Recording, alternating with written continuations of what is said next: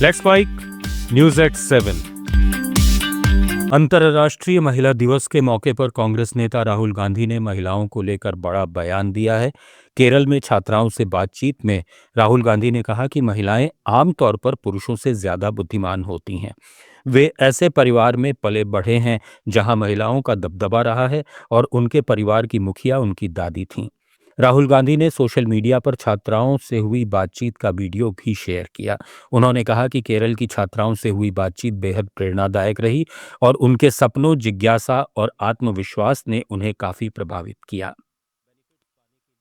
Not at all. I grew up in a family where the women were the bosses. So the boss of my family was my grandmother. And I've always been in my family, like on this table, I'm always outnumbered by women. So women are generally more intelligent than men, for the most part.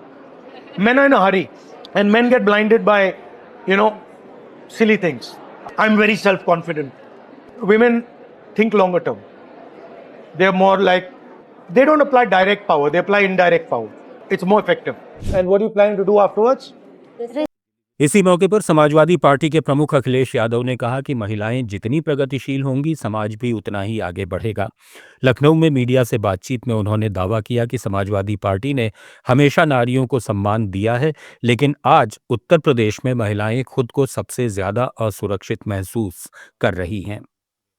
महिलाओं को, बेटियों को, नारी को हमेशा सम्मान दिया है। हमने अगर अपने भगवानों के भी नाम लिए हैं तो पहले सीता का नाम लेते हैं, फिर राम आते हैं, राधा, कृष्ण, ऐसे बहुत सारी चीज़ें हैं जो हम अपने पौराणिक उनसे सीख सकते हैं। लेकिन इधर जो हालात हम देखते हैं, खासकर उत्तर प्रदेश के, सबसे ज़्यादा असुरक्षित महिलाएं अगर कहीं हैं तो उत्तर प्रदेश में हैं। और पढ़ाई से लेकर के रोजगार और उनके सम्मान की कोई चिंता सरकार को नहीं है। और अगर उन्होंने फैसले लिए होते तो आज सबसे प्रोग्रेसिव स्टेट दिखाई देता, क्योंकि देश के प्रधानमंत्री भी यहीं से हैं और पिछले 10 साल दिल्ली को आज कनेक्टिविटी और इंफ्रास्ट्रक्चर की बड़ी सौगात मिली। प्रधानमंत्री नरेंद्र मोदी ने बुराड़ी के डीडीए ग्राउंड से 30,000 करोड़ रुपए से ज्यादा की परियोजनाओं का उद्घाटन और शिलान्यास किया। पीएम मोदी ने दिल्ली मेट्रो के फेज 4 के 2 नए कॉरिडोर मजलिस पार्क से मौजपुर बाबरपुर पिंक लाइन और दीपाली चौक से मजलिस पार्क मेजेंटा लाइन को हरी झंडी दिखाई। इन कॉरिडोर के शुरू होने से दिल्ली मेट्रो नेटवर्क 450 किलोमीटर से ज्यादा हो गया है, जबकि पिंक लाइन देश की सबसे लंबी मेट्रो लाइन बन गई है।